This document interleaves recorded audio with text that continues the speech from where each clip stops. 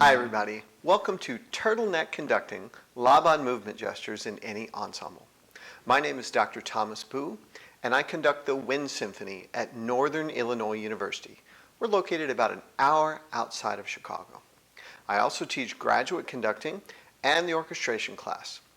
I'm a published composer with Cimarron, Alfred GPG, and others, and I'm a frequent guest conductor, clinician, and consultant, and appear around the country conducting. Love to teach you a few things about Laban movement gesture. If you're interested, there'll be PDF versions of the PowerPoint slides that accompany this lecture and demonstration. Simply send me an email, thomas.boo.music@gmail.com. The address will be here on the screen, and I'm happy to send you the PDFs of the PowerPoint. So you may have heard of the Laban movement gestures, and that's where the title of the session comes from. People often accuse the college directors of being, hopelessly lost in the ivory tower, doing our little thing, doing our flick and float. Well, those are actually specific terms from Laban movement. Rudolf Laban was actually a dance choreographer, and his system of describing motion was actually initially used for dance notation. His premise was simply this: we want to have real-world gestures, real-world movements that we can then translate into, well, in his case, dance, in our case, conducting. All sorts of studies have demonstrated that real-world movements actually evoke a much truer response from the observer than just random movements. So in other words, the conducting gestures that you find in a textbook may or may not have any sort of cognitive impact on your audience, but real-world movements will have that. If you want to learn more about Laban movement gesture, check out Evoking Sound by James Jordan. Jordan is actually a choral conductor, but he has really done a great job of notating this and explaining it. His book, Evoking Sound, it now comes in 2 different editions, really will break all this down for you and kind of explain how the movements work. We're not here to get into all the theory of that. Jordan has already done a great job. I will tell you that the last time Jordan appeared at the Midwest Clinic a few years ago, the Midwest Band and Orchestra Clinic, he literally performed to a packed house. There was literally not a seat available. I got there a minute or 2 later and had to sit on the floor, which is fine. All I'm saying is that band directors, orchestra directors from all over the country and all over the world have adopted this system of movement.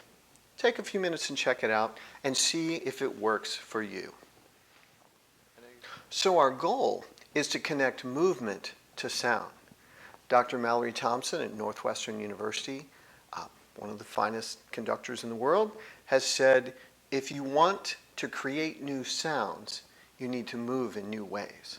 So that's what we're trying to do here. The idea is to connect movement to sound and real-world movement to sound. For instance, I think we could all agree that a larger gesture would indicate a louder dynamic, a smaller gesture might indicate a softer dynamic, but how do we show lighter? What if there's a way to actually inspire the ensemble to be lighter, not just softer? Maybe we can put the 2 together. Or conversely, if larger is louder, how do we get the ensemble to be heavier? How do we show a darker, richer sound? What if there's a way to do that? Keep watching and we'll give you some things to think about. All right, grab your baton and let's work on the first of those techniques. In just a moment, I'm going to play a track for you and we'll actually be able to move to the music. But before we do, here's the first Laban technique. It's called a punch. Literally that. All right, that's going to be a left-hand cue. Actually, I guess you could do it right-handed as well. I'm going to focus on the left hand. If you've ever taken a boxing class or a cardio self-defense, it's literally that. But again, the goal is real-world motion to elicit an actual response from the ensemble. So, practice for a moment. Guess more of a jab. That's going to be the sound. You're going to hear these big, low brass percussion sounds. That's what we're trying to show, the weight, the darkness, the heaviness in that sound.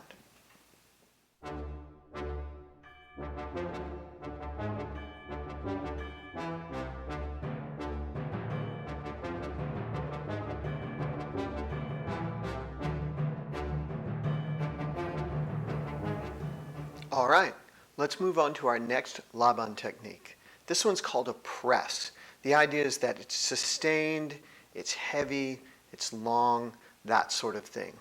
The image that works the best for me is the idea of pushing a car out of the snow. We live near Chicago. We're going to get a lot of snow each winter. Inevitably end up pushing somebody's car out. So the idea is that, we're using this slow, sustained motion with some weight attached to it. When I teach my conducting students on this, I'll put like a really heavy book in their hand, and have them create some tension with that. Again, we don't want tension in the sound, but we want to show some force. All right? So let's think about doing that. The excerpt we're going to use is the Holston E flat, the famous chaconne. There's a minute or so into the first movement. There's this big, glorious statement of the chaconne theme from the low brass. So that's a great example of slow, heavy, sustained sound. And bear in mind, right hand, not particularly important. We're not as concerned in beating time as we are showing the sound we want to hear. Let's try that.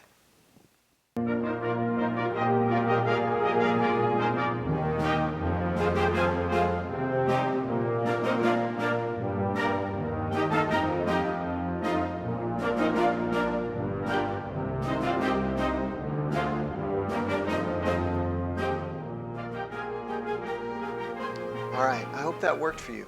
Here's another way to think about the press. Again, the idea is a lot of sound, sustained, a lot of weight to the sound. The example this time is from the famous Hindemith Symphony for Band. There's this fantastically intense opening with trumpets and cornets and a little bit of trombone and horn mixed in just to add some weight. Same sort of thing, slow, sustained, direct. Again, we want to show the shape of the line. We want to show direction in the line.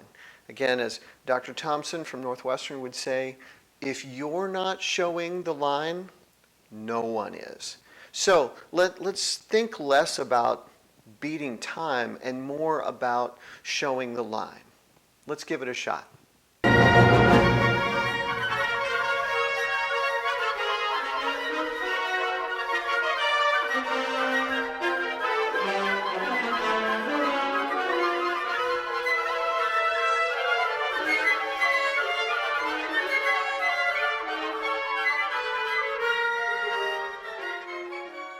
Okay, our next Laban gesture is called the flick, and it's exactly that. It's indirect, it's light, it's quick. The image might be like if you had a piece of lint on your shirt, or just trying to, if you've ever painted and want just a dab of paint here or there. That's kind of the flick gesture. For this excerpt, we're actually using a piece of music I wrote. It's called Baile Sereno. A calm or stately dance, again, published with Alfred Publications. But there's a beautiful moment, a little grace note that just is kind of the perfect opportunity to add that flick. Feel free to try that on your own. By the way, this is more of a right hand gesture, all right? So a few experimental flicks, and then we'll put it with the music.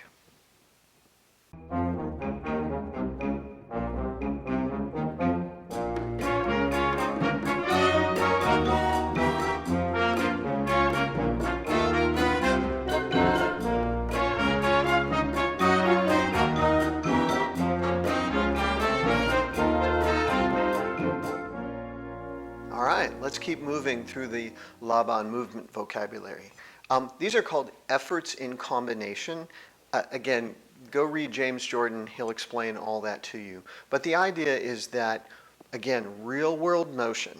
So this next one is the infamous float. Again, this is the sort of thing that my students will make fun of me in the hall with, which actually means they're watching and they remember, so I don't mind that. But the idea is that we're going to show a really long line, right? You could think about a giant figure eight.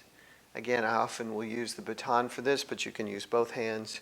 Actually, I had a student describe this really, really well on an evaluation, that, both hands moving opposite directions, no discernible pulse. Correct. By the way, the premise is simply this. Once you get the pulse established, the ensemble, really any ensemble, should be capable of sustaining that pulse. Until you change the tempo, it's their job to keep the tempo, which thus frees you up to show the line. Honestly, I've seen this work really well with middle school bands, high school bands, adult community bands, you name it. Once you give people the responsibility to maintain the tempo, they actually do a really good job. So as conductors, I think sometimes we get stuck in a rut feeling like, well, I have to beat the time. Do you? Really? Because what if you didn't? What if you could focus on showing the line? Anyway, back to this float idea.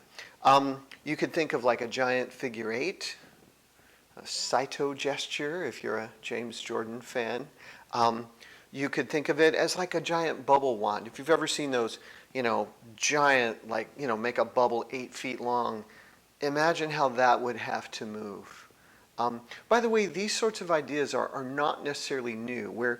As conductors, we're borrowing these dance notation terms, but Fred Fennell in his conducting workshops back in the day would put the conductors in a swimming pool and have them move their hand against the weight of the water. It gives much the same effect. So the idea is to float. The excerpt we're going to use is Longford Legend by an old friend of mine, Bob Sheldon. It's a wonderful line, and again, you can hear, I hope, the shape of the line in the way we move. That's certainly the goal. Let's give it a shot.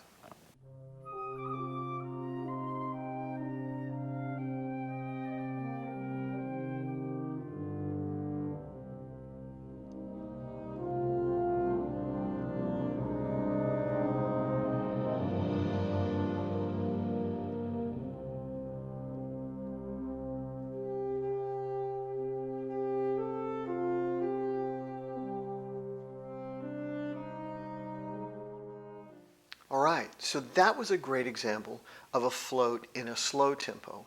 We can also float in a fast tempo.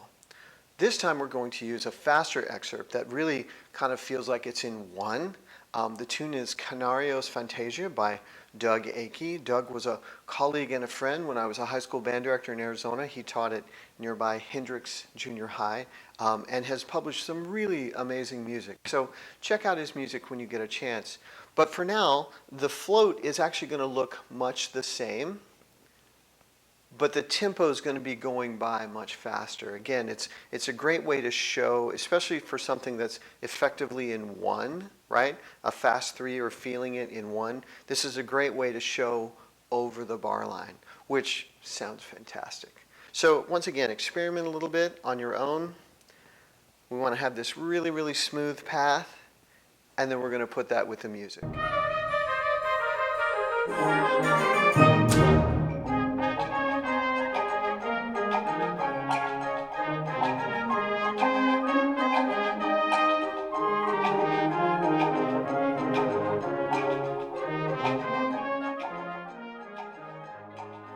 Let's talk about another Laban technique.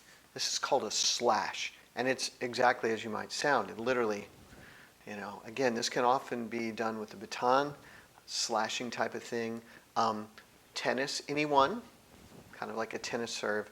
Again, you might guess I'm not a particularly good tennis player because I know you're supposed to turn your body and all that stuff. But in terms of the technique, right?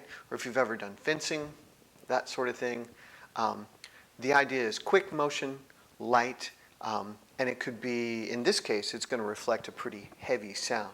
So we're going to have a little bit of time beating going on, then this wonderful slash, right? Because the idea is really quick, relatively light. The Laban technique called slash. Experiment a little bit on your own, and then we'll put it with music.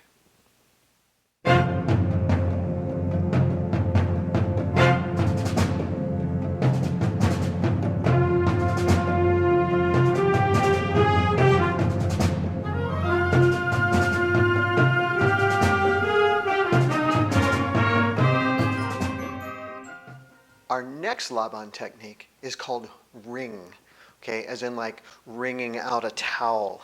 So this can be a two-handed type of gesture. I was teaching one of my graduate students, Annie Chung, and her version of ring, the image that worked best for her was squeezing a lemon. And that's a really nice idea too, and it works well with just your left hand. So, by the way, the great thing about Jordan's book, James Jordan's book, Evoking Sound, he'll give you like 20 different real-world examples for each one of these techniques. And the idea is for you to take a look at it and see which one makes sense to you. So I'm communicating the visual images that make the most sense to me, but bear in mind there's lots of other ways to get it done. So the ring technique, again, wringing out a towel, if you're trying to dry out a wet towel or squeeze the juice from a lemon, we often use this for dissonance, right? To show a moment of, ooh, kind of a crunchy sound that we really want to be intense. For this one, I selected actually a marching band composition of mine. This is published by Alfred Publications. It's the myth of Daedalus and Icarus, right? Icarus who flew too close to the sun. This is from the second movement where the father's pleading with Icarus, don't fly too high, don't get too close to the sun. And of course, if you have children, they don't always listen. So the idea is some pathos, some drama in the music, and then we're going to try and show that as well. So take a moment, practice on your own, think about what sort of, ringing technique would be the best fit for you, and then we'll put it to music.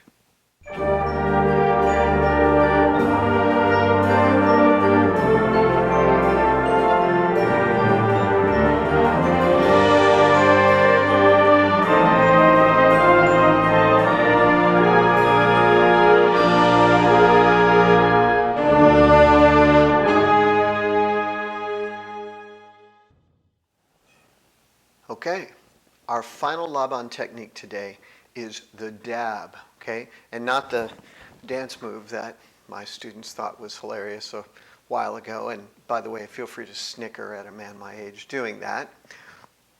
But it's not that. The idea is quick and light, just a touch, similar to the flick, but maybe a little bit more sound. Again, we want to have our movements match the music. The excerpt I've chosen for this is from the Hindemith Symphony for Band. In this case, the latter half of the second movement, right, which goes a little bit lighter and quicker. An image, a verbal image might be tapping on a window to get somebody's attention, right? Tap, tap, tap, right? Or maybe typing, but with an actual typewriter. Again, for those of us old enough to remember actual typewriters with an actual ribbon, you had to put a little bit of weight into the key to actually get it to work. So that's the image that we're trying for here. Again, that can be a right-hand technique, a baton technique, or a left-hand technique. Either way, you're good to go. As always, experiment a little bit on your own, give it a shot, and we'll go from there.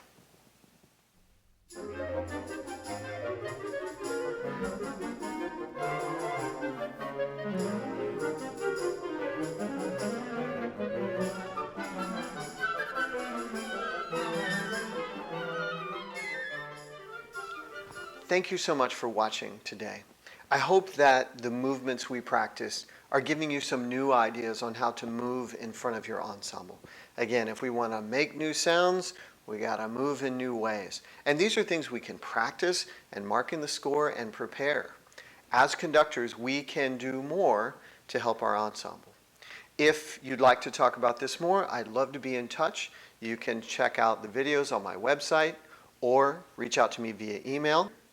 If you'd like to do a Zoom lesson or a Zoom conducting consultation, I'd love to talk to you about setting that up as well. Lots of ways to get together, and technology can make that easier. Hope you had a good time. Thanks so much. Good day.